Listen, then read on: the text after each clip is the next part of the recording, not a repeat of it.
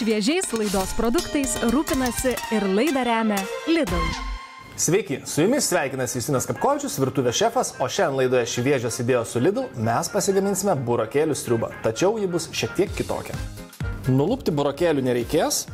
Kodėl kepti? Todėl, kad kepdami burokėliai nepraranda visų savo maistingų medžiagų ir sulčių.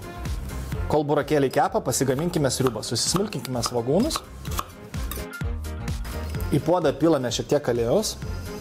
Gerai įkaitiname ir dedame svogūnus. Toliau į puodą keliauja salierai. Na, o dabar atėjo laikas ir burokėlio draugui obuoliui. Obuolius mes naudojame tam, kad suteikti šiai sriubai šiek tiek krūkštelės.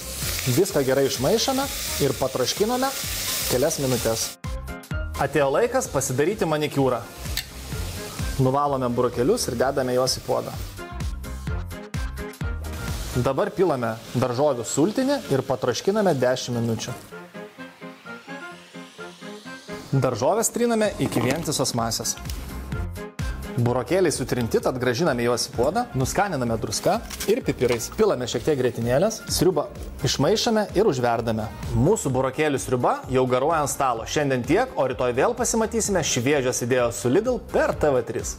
Šviežiais laidos produktais rūpinasi ir laidą remia Lidl.